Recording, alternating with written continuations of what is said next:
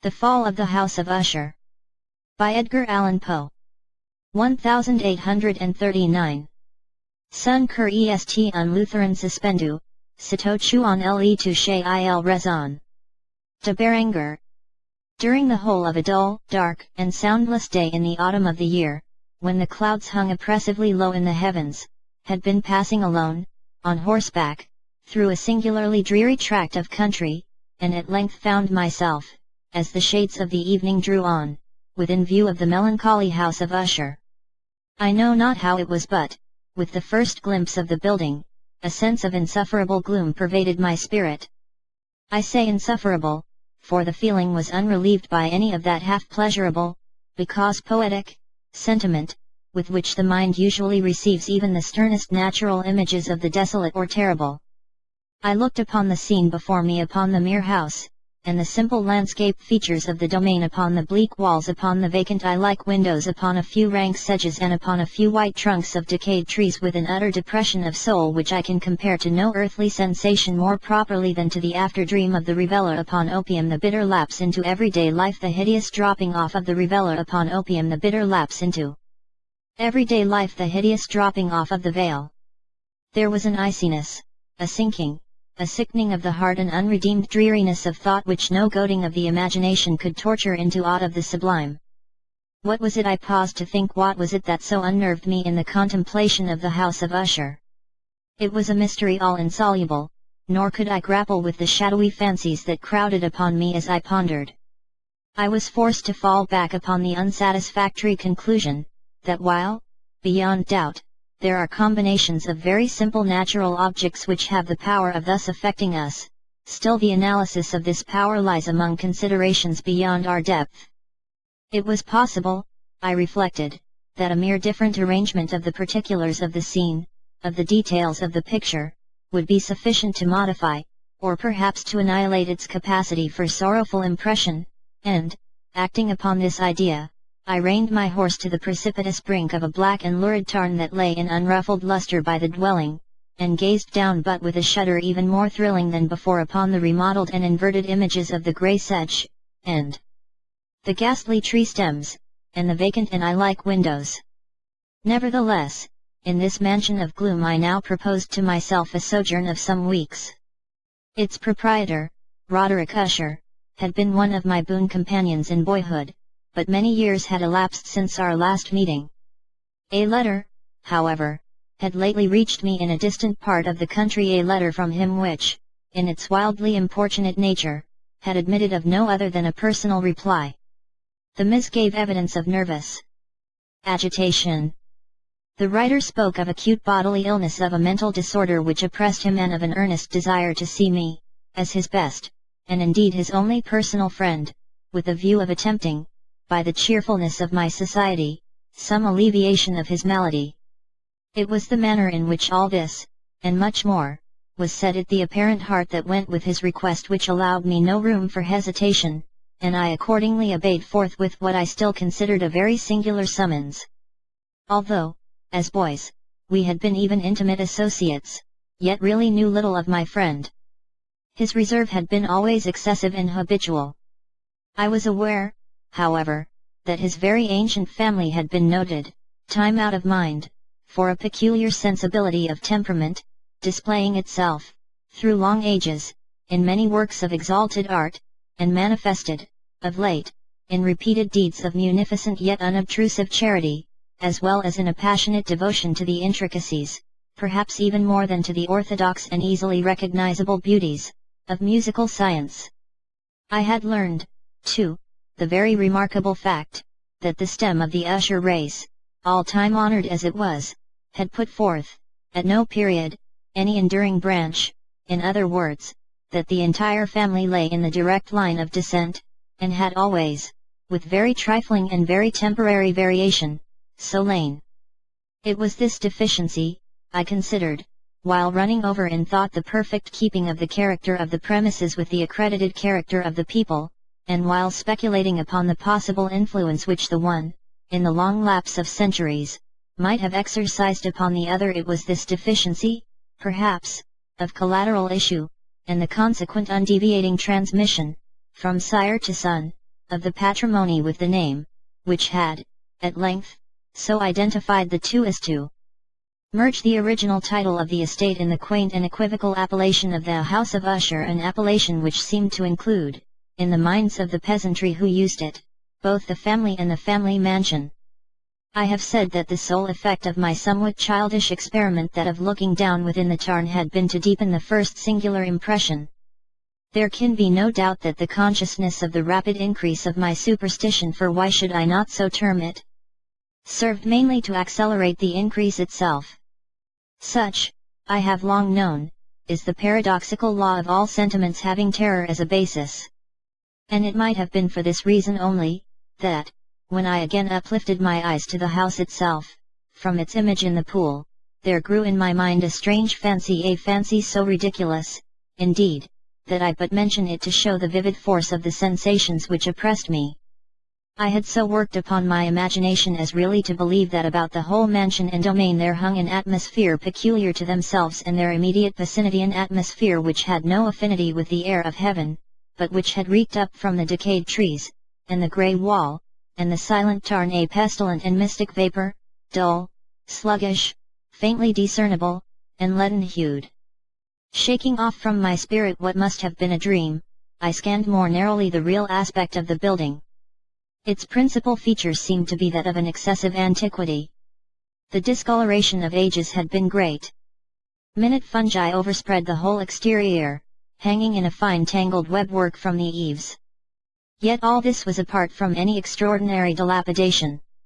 No portion of the masonry had fallen, and there appeared to be a wild inconsistency between its still perfect adaptation of parts, and the crumbling condition of the individual stones. In this there was much that reminded me of the specious totality of old woodwork which has rotted for long years in some neglected vault, with no disturbance from the breath of the external air. Beyond this indication of extensive decay, however, the fabric gave little token of instability. Perhaps the eye of a scrutinizing observer might have discovered a barely perceptible fissure, which, extending from the roof of the building in front, made its way down the wall in a zigzag direction, until it became lost in the sullen waters of the tarn. Noticing these things, I rode over a short causeway to the house. A servant in waiting took my horse, and I entered the Gothic archway of the hall. A valet, of stealthy step, thence conducted me, in silence, through many dark and intricate passages in my progress to the studio of his master. Much that I encountered on the way contributed, I know not how, to heighten the vague sentiments of which I have already spoken.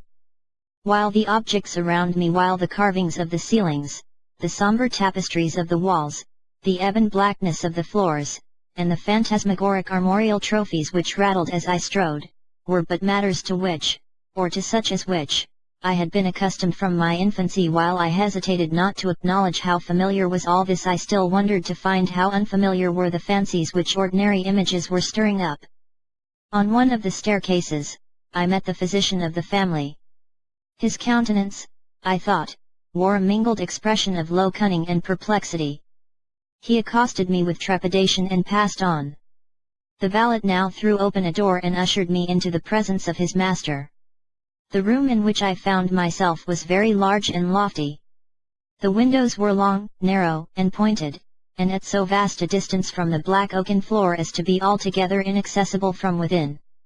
Feeble gleams of encrimsoned light made their way through the trellised panes, and served to render sufficiently distinct the more prominent objects around. The eye, however, struggled in vain to reach the remoter angles of the chamber, or the recesses of the vaulted and fretted ceiling. Dark draperies hung upon the walls. The general furniture was profuse, comfortless, antique, and tattered. Many books and musical instruments lay scattered about, but failed to give any vitality to the scene. I felt that I breathed an atmosphere of sorrow. An air of stern, deep, and irredeemable gloom hung over and pervaded all. Upon my entrance, Usher arose from a sofa on which he had been lying at full length, and greeted me with a vivacious warmth which had much in it. I at first thought of an overdone cordiality, of the constrained effort of the ennuyé man of the world. A glance, however, at his countenance, convinced me of his perfect sincerity. We sat down, and for some moments, while he spoke not, I gazed upon him with a feeling half of pity, half of awe. Surely, man had never before so terribly altered, in so brief a period, as had Roderick Usher. It was with difficulty that I could bring myself to admit the identity of the one being before me with the companion of my early boyhood. Yet the character of his face had been at all times remarkable. A cadaverousness of complexion, an eye large, liquid, and luminous beyond comparison, lips somewhat thin and very pallid, but of a surpassingly beautiful curve, a nose of a delicate Hebrew model, but with a breadth of nostril unusual in similar formations, a finely molded chin, speaking, in its want of prominence, of a want of moral energy, hair of a more than web-like softness and tenuity. These features, with an inordinate expansion above the regions of the temple, made up altogether a countenance not easily to be forgotten. And now in the mere exaggeration of the prevailing character of these features, and of the expression they were wont to convey, lay so much of change that I doubted to whom I spoke. The now ghastly pallor of the skin, and the now miraculous luster of the eve, above all things startled and even awed me.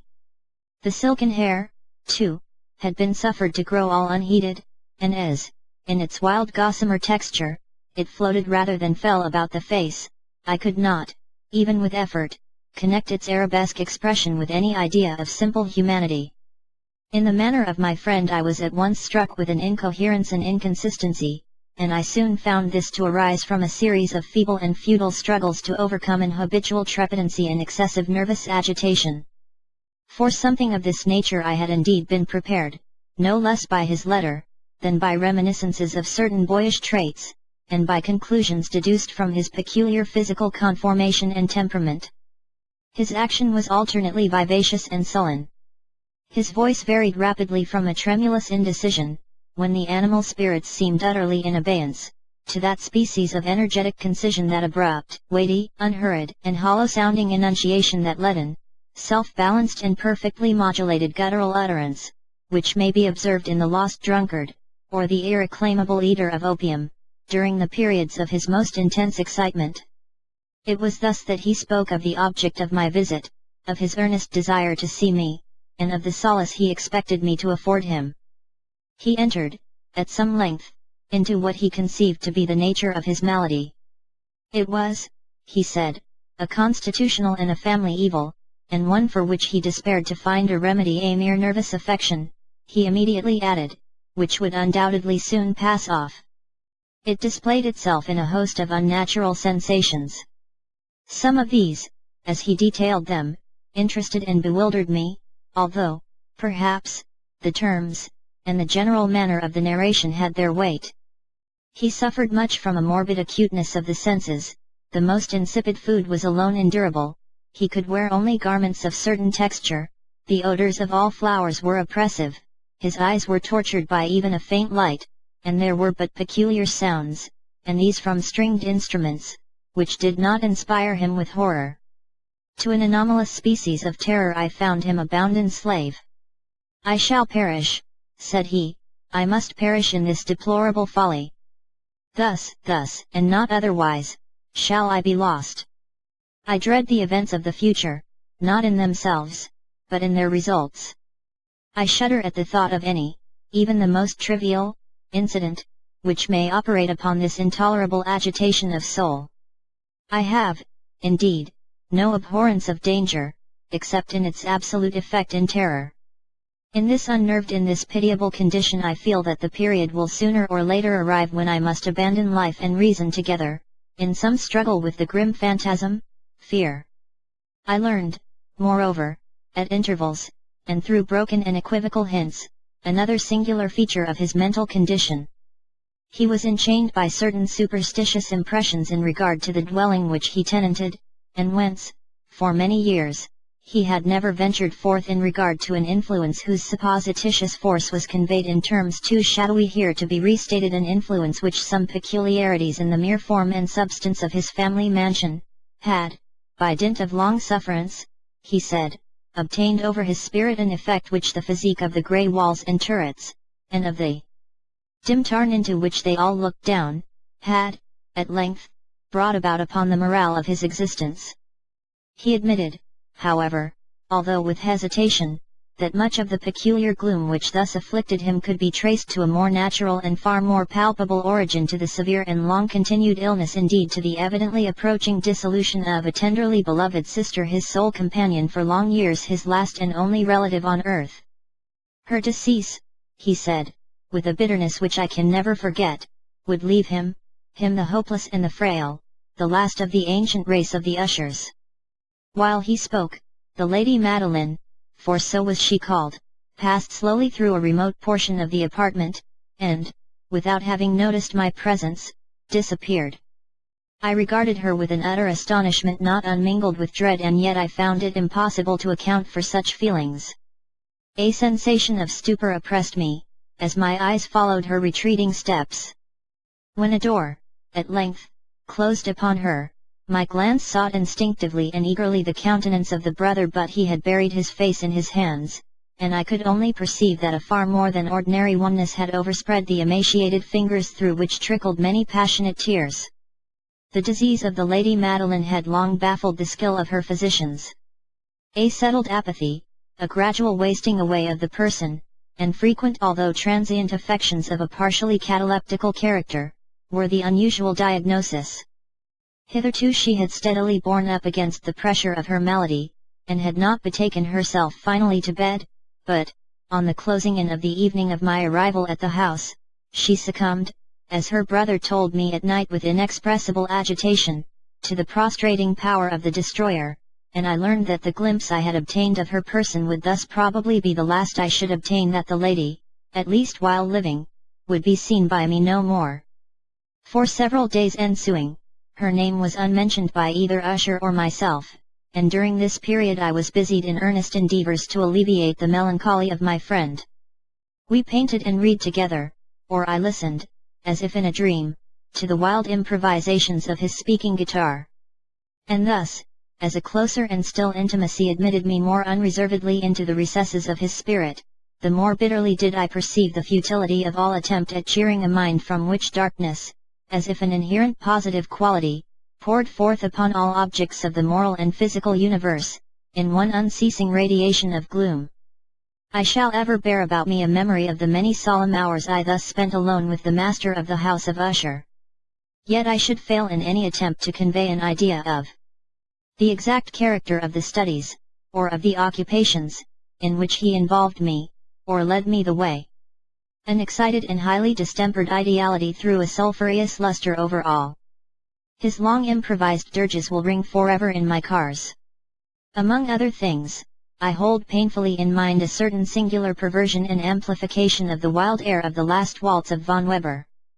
From the paintings over which his elaborate fancy brooded, and which grew, touch by touch, into vaguenesses at which I shuddered the more thrillingly, because I shuddered knowing not why, from these paintings, vivid as their images now are before me, I would in vain endeavour to adduce more than a small portion which should lie within the compass of merely written words.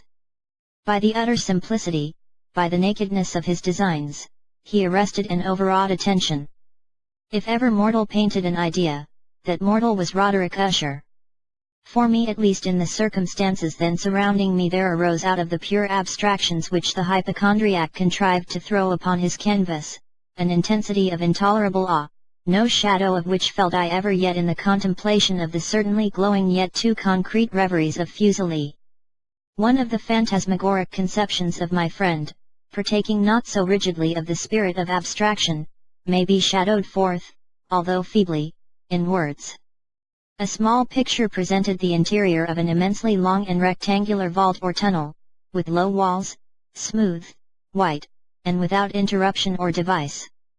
Certain accessory points of the design served well to convey the idea that this excavation lay at an exceeding depth below the surface of the earth.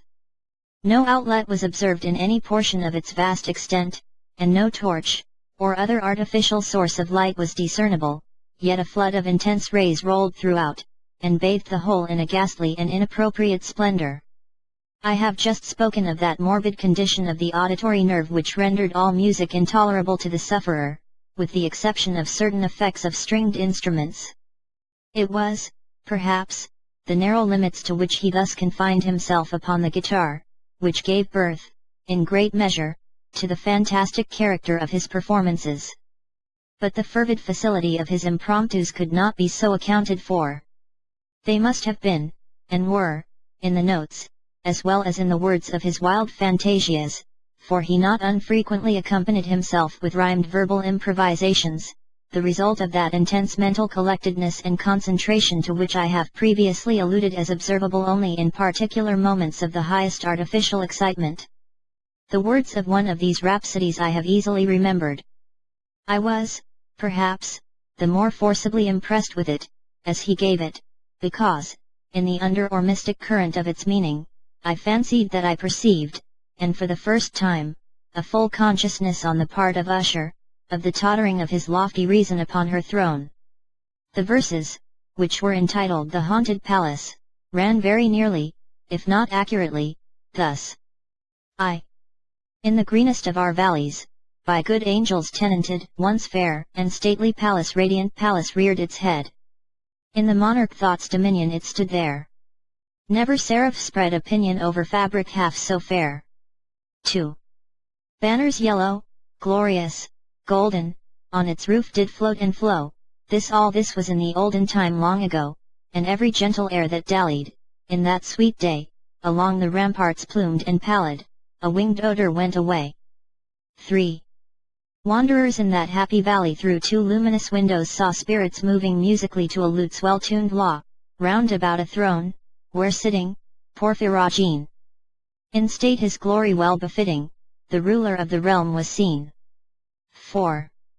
And all with pearl and ruby glowing was the fair palace door, through which came flowing, and sparkling evermore, a troop of echoes whose sweet duty was but to sing, in voices of surpassing beauty, the wit and wisdom of their king. But evil things, in robes of sorrow, assailed the monarch's high estate. Ah, let us mourn, for never morrow shall dawn upon him, desolate. And, round about his home, the glory that blushed and bloomed is but a dim remembered story of the old time entombed. 6. And travellers now within that valley, through the red litten windows, see vast forms that move fantastically to a discordant melody, while, like a rapid ghastly river, through the pale door, a hideous throng rush out forever, and laugh but smile no more.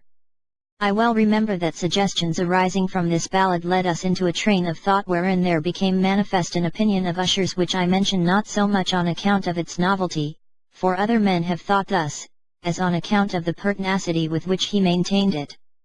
This opinion, in its general form, was that of the sentience of all vegetable things. But, in his disordered fancy, the idea had assumed a more daring character, and trespassed, under certain conditions, upon the kingdom of inorganization. I lack words to express the full extent, or the earnest abandon of his persuasion.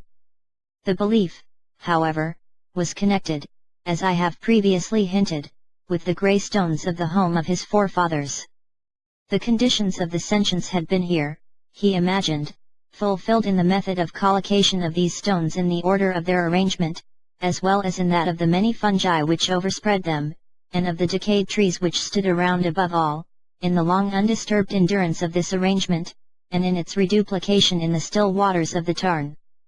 Its evidence, the evidence of the sentience, was to be seen, he said, and I here started as he spoke, in the gradual yet certain condensation of an atmosphere of their own about the waters and the walls. The result was discoverable, he added, in that silent, yet importunate, and terrible influence which for centuries had moulded the destinies of his family, and which made him what I now saw him what he was. Such opinions need no comment, and I will make none. Our books, the books which, for years, had formed no small portion of the mental existence of the invalid were, as might be supposed, in strict keeping with this character of phantasm. We pored together over such works as the Ververt et Chartreuse of Gresset, the Belphegor of Machiavelli, the Heaven and Hell of Swedenborg, the Subterranean Voyage of Nicholas Klim by Hallberg, the Chiromancy of Robert Flood, of Jean d'Indigen, and of de la Chambre, the Journey into the Blue Distance of Tieck, and the City of the Sun of Campanella. One favorite volume was a small octavo edition of the Directorium Inquisitorum, by the Dominican Emeric de Geron, and there were passages in Pomponius Mela, about the old African satyrs and Aegipans, over which Usher would sit dreaming for hours.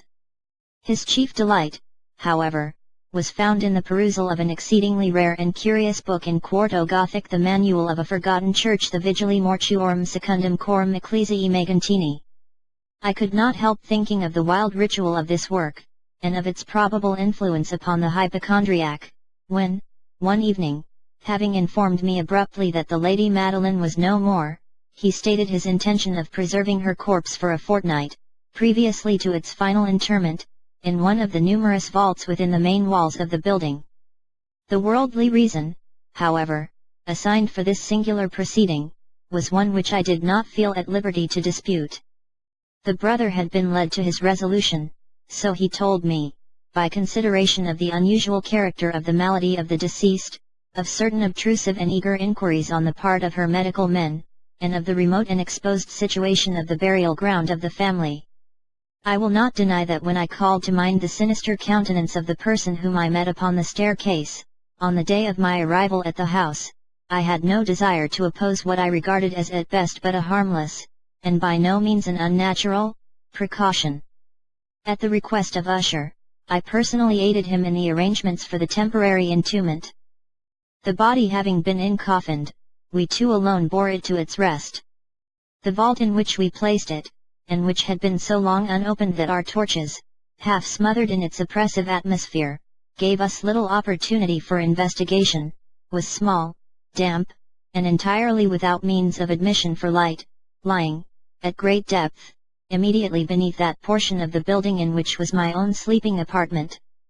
It had been used, apparently, in remote feudal times, for the worst purposes of a dungeon keep, and, in later days, as a place of deposit for powder, or some other highly combustible substance, as a portion of its floor, and the whole interior of a long archway through which we reached it, were carefully sheathed with copper.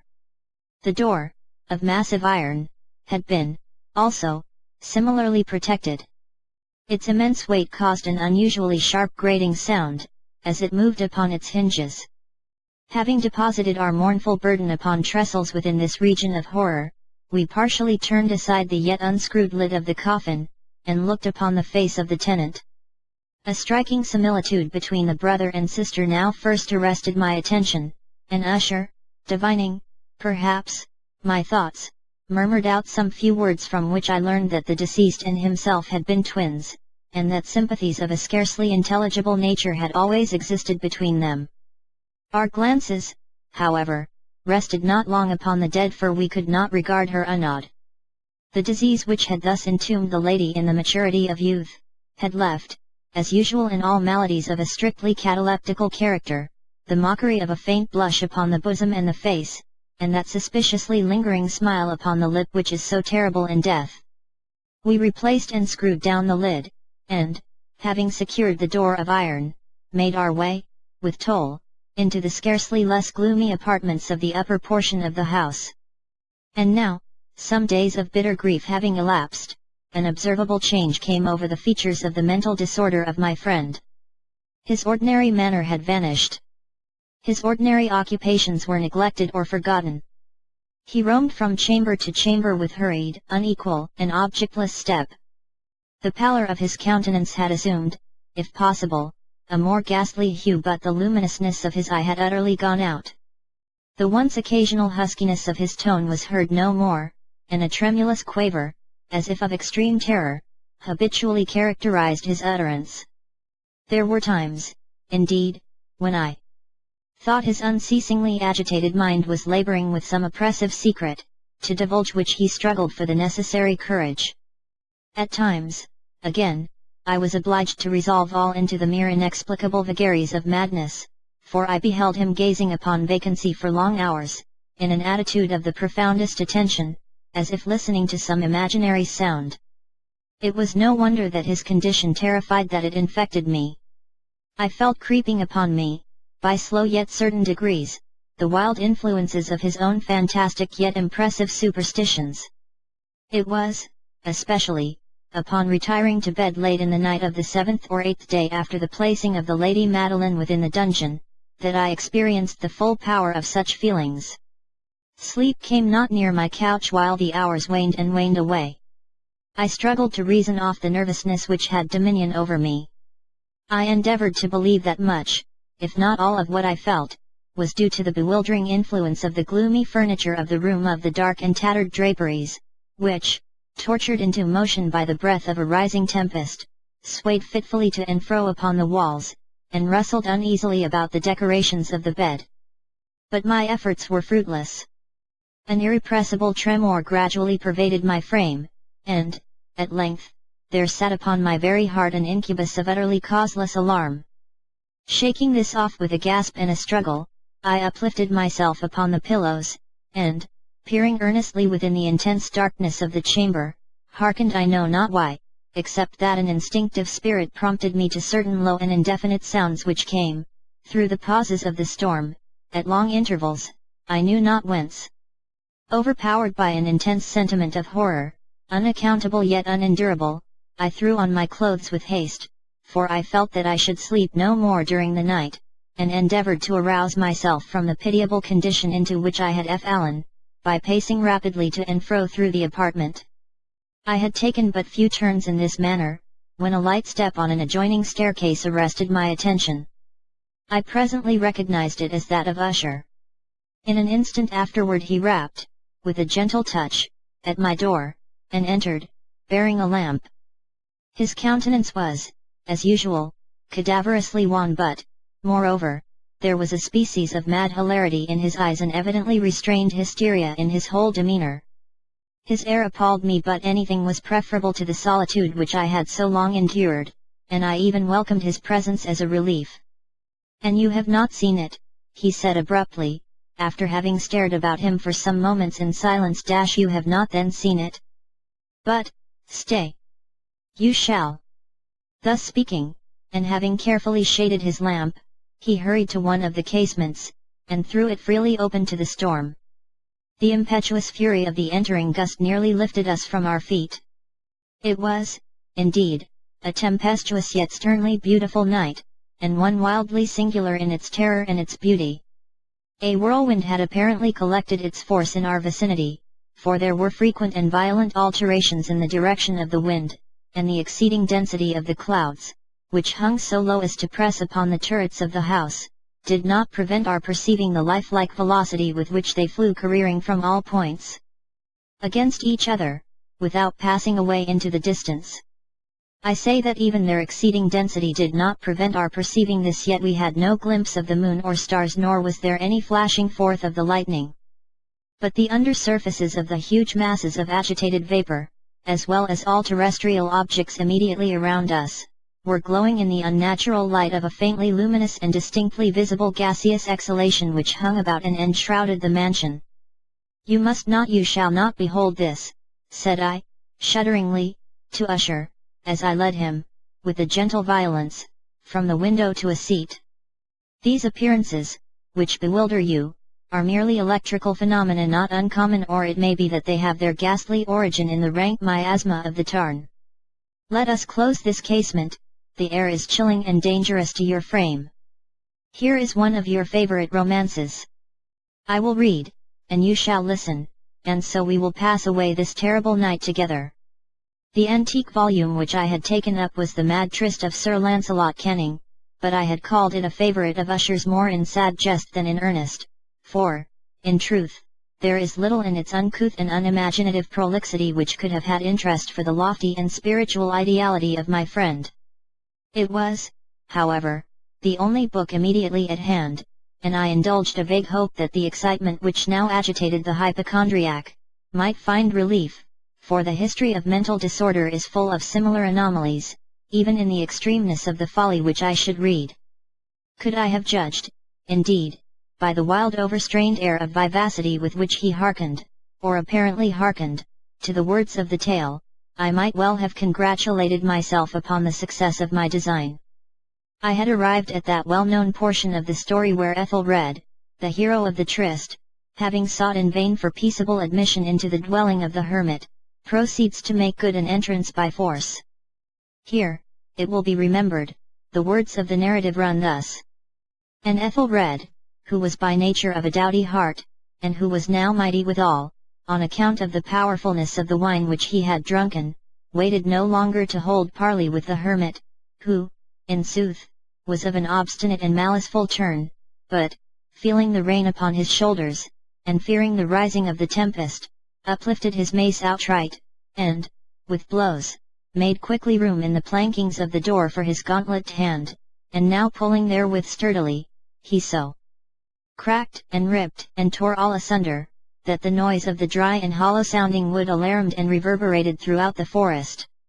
At the termination of this sentence I started, and for a moment, paused, for it appeared to me, although I at once concluded that my excited fancy had deceived me, it appeared to me that, from some very remote portion of the mansion, there came, indistinctly, to my ears, what might have been, in its exact similarity of character, the echo, but a stifled and dull one certainly, of the very cracking and ripping sound which Sir Lancelot had so particularly described. It was, beyond doubt, the coincidence alone which had arrested my attention, for, amid the rattling of the sashes of the casements, and the ordinary commingled noises of the still increasing storm, the sound, in itself, had nothing, surely, which should have interested or disturbed me.